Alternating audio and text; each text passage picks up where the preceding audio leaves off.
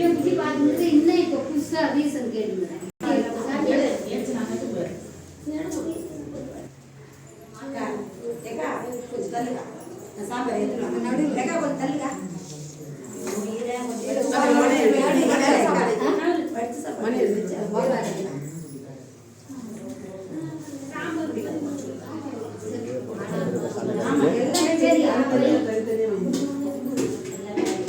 அப்படியே ஸ்டாப் பண்ணிடுவாங்க. ஸ்டாப் பண்ண அப்படியே வா.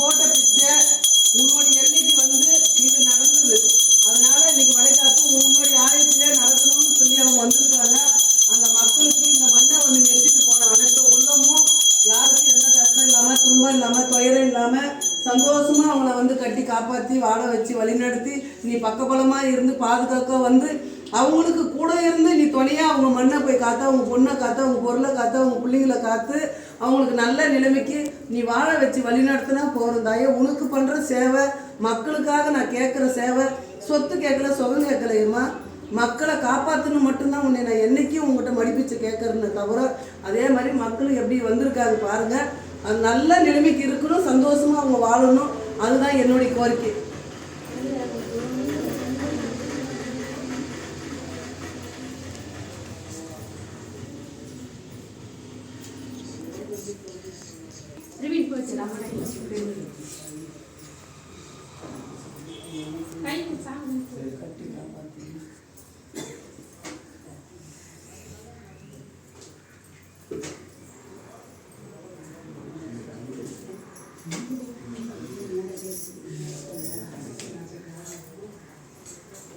இந்த பாப்பாடுனா கல்யாணமும் வந்து பண்ணணும்னு சொல்லி வந்தாங்க. அந்த தம்பி உடல்நிலை சரியில்லைன்னு வந்தாங்க. உடல்நிலை அவங்களுக்கு வந்து சரியில்லைன்னு வந்தாங்க. இந்த தம்பி வந்து நம்ம கோயில் கட்டின புதுசுல இந்த தம்பி வந்து உடம்புக்கு சரியில்லை, ரொம்ப உடம்பு சரியில்லாமல் நம்ம இடத்துக்கு கூட்டின்னு வந்தாங்க. அதை வந்து அந்த தம்பிக்கு சரி பண்ணி நல்ல முறையாக அவனை வந்து இன்னைக்கு ஒரு டாடா ஏசி வாங்கி ஓட்டுறான். அதே நிலைமையில் வந்து மாங்கல்யம் வந்து கூடி வரல, அவனுக்கு 2 மாங்கல்யன்னு சொல்லி ஜாதகாரன் சொல்லிட்டான். அந்த மாங்கல்யம் தோஷத்தையும் நான் தான் பண்ணேன். அந்த தோஷத்தையும் பண்ணிட்டு இன்னைக்கு 3 மாதம்தான் நாள் கட்டுவேன். இத்தனை மாதத்துக்குள்ளே கல்யாணம் முடியணும்னு சொல்லி நாள் கட்டி தான் நான் தாயத்து போட்டு அனுப்புவேன். அவங்களுக்கு எல்லா பரிகாரத்தையும் பண்ணி முடிச்சுட்டு மாங்கல்ய தோஷமும் செய்வேன். செஞ்சு முடிச்சுட்டு 3 மாதம் 3 நாளுக்குள்ளே அந்த மாங்கல்யம் முடியணும், அவன் கழுத்தில் கையில் ஏறணும் அப்படின்னு சொல்லி அதே 3 மாதத்துல எவ்வளோ நேரம் முடிஞ்சு 15 நாளைக்குள்ளே மாங்கல்யம் நாள் கட்டுவேன். அந்த 15 நாளைக்குள்ளே அவங்க பொண்ணு பார்த்து அவங்க அம்மா தான் முகூர்த்தம் வந்து முடிஞ்சது. அன்னதானம் கொடுத்தான் புள்ள வந்து கோயில் திருநாவுக்கு. எதுன்னு சிப்ப அரிசி எடுத்து வந்த ரெண்டு சிப்ப அரிசி எடுத்து வந்து அன்னதானம் கொடுத்தான் புள்ள. 5 நாள்லேயே கல்யாணம் முடிஞ்சுது. அதுக்கு இந்த பாப்பாவுக்கு வந்து குழந்தை இல்லைன்னு மருந்தும் நான் தான் கொடுத்தேன். குழந்தை இல்லைன்னு மருந்து கொடுத்து இன்னைக்கு வந்து எத்தனை டைம் மருந்து குடித்தேன்? 2 டைம் தான் மருந்து. 3 டைம் கொடுப்பேன் 3 மாதத்தில். ஒரு மாதத்தில் 1 நாள் தான் கொடுப்பேன். 3 டைம் கொடுப்பேன். அந்த 2 டைம் தான். முதல் டைம் குடிக்கும்போது இதாகிடுச்சு. 2வது டைம் கொடுக்கும்போது மருந்து நின்றுச்சு. இப்போ எத்தனை மாதம்? 5 மாதம். 5வது மாதம் வளைகாப்பு வந்து அம்மாளுடைய ஆலயத்தில் தான் பண்ணணும்னு கோரிக்கையாகவே வந்திருக்காங்க. அவங்க பெண்ணாத்தூர் பக்கம், அவங்க திருவண்ணாமலை கிட்ட காமவரன். அங்கேருந்து வளைகாப்பு வந்து இந்த பாப்பாளுக்காக இன்னைக்கு நடக்குது. இன்னமும் நல்லா இருக்கணும். மக்களுக்கு நம்ம சேவை செய்யணும். மக்கள் நல்லா இருந்தால் அது என் தாய்க்கு செஞ்ச புண்ணியம். நான் அவங்களுக்காக நான் கேட்பேன். அழுவோம் ஒரு நாளும். இந்த எல்லைக்கு வந்து போனவங்கள அவங்கள போய் பார்த்தியா, அவங்க நல்லா இருக்காங்களா, அவங்க எப்படி இருக்காங்கன்னு சொல்லிட்டு 5 நிமிஷம் நான் கண்ணா மூடுனாவே அவங்க வீடு வாசலாம் நான் பார்ப்பேன். உலகத்தில் யாருன்னா பார்க்க சொல்லுங்க, நான் பார்ப்பேன். இங்கே உட்காந்து உன் வீடு பிடிக்குதுன்னு சொல்லுவேன். உன் வீட்டான இந்த மரங்குதுன்னு சொல்லுவேன். உன் வீட்டு வாசுப்படி எப்படி இருக்குன்னு சொல்லுவேன். அதே தெருவில் என்னுடைய அக்கா தங்கச்சிங்க யார் வாழ்கிறாங்கன்னு சொல்லுவேன். முருகர் இருக்கிறாரு, விநாயகர் இருக்கிறாரு, அம்மன் கோயில் இருக்குது, அதவும் சொல்லுவேன். நான் இன்ன வரைக்கும் யாராவது சொல்லுங்களேன் பாப்பா. அந்த வருஷத்துலேருந்து சாமி கும்பிட்றாங்க. ஆனால் நான் சொல்லுவேன். ஏன்னா என் தாய்க்காக இந்த உயிர் உடனே விற்றுட்டேன். நான் ஜீவ சமாதி. அதனால 24 மணி நேரமாக அவங்ககிட்ட சொல்லுவேன். இன்றைக்கும் நான் பசியோடு தான் இருக்கேன். நைட்டு ஒரு வேளை சாப்பாடு. நாளைக்கு குறி சொல்கிறேன்னா நைட்டு சாப்பிட்றதோடு சரி. இன்றைக்கி எல்லாம் சொல்லி முடித்து யாருக்கு கழுப்பு கழிக்கிற வேலை கூட இன்றைக்கி இருக்குது. எல்லாத்தையும் பண்ணுவேன். உடம்பு சரியில்லாமல் இருக்காங்க, ரொம்ப தூரத்தில் அவங்க வந்துன்னு இருக்காங்க, அதுவும் செய்வேன். செஞ்சு முடிச்சுட்டு அதுக்கு மேல்பட்டு முடிச்சனுக்கு ஞாயிற்றுக்கிழமை இன்றைக்கி கோழி அறுத்து அவருக்கு சரக்கு சுருட்டு எல்லாமே படையல் போட்டு பொரிக்கல்லையோட வச்சு படைச்சி அவருக்கு முடிச்சுட்டு அதுக்கு மேல்பட்டு திரும்பி எக்ஸ்ட்ரா கறி வாங்கின்னு வந்து குழம்பு வச்சு கறி குழம்பு வச்சு நைட்டு 7 மணிக்கெல்லாம் படையல் கொடுத்துருவேன். இவங்களுக்கு எல்லாருக்கும் சாப்பாடு முடிச்சுட்டு தான் நான் அதுக்கு மேல்பட்டு உக்காருவேன் சாப்பிட்றதுக்கு. சாப்பிட்டுட்டு படுப்பேன்.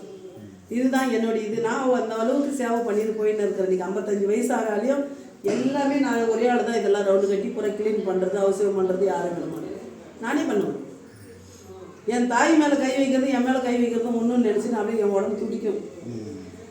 ஏன்னா நான் 30 வயசில் என் தாய்க்காக என் வாழ்க்கையை அர்ப்பணித்தேன். அதுலேருந்து என் உடம்பை யாவனும் தொட்டு பார்க்கறதுக்கு நான் இல்லை. அதே மாதிரி என் தாய் மேலே இன்னொருத்தர் அவளும் என்ன மாதிரி பெண்ணு, அதை தொட்டு அவசியம் பண்ணுற போது அவங்க உடம்பு சிலுக்குன்னு சொல்லி நானே பண்ணுவேன்.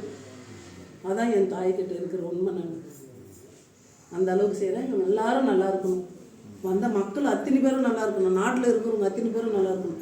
அரசியல்வாதி கூட ஒருத்தன் ஜெயிப்பான், ஒரு தோக்குவான்னு கூட அது கூட சொல்லுவேன். என்னால் எவ்வளோ பேர் ஜெயிச்சிருக்காங்க. அவங்கவுங்க வந்து இன்ன வரைக்கும் செஞ்சுன்னு இருக்காங்க.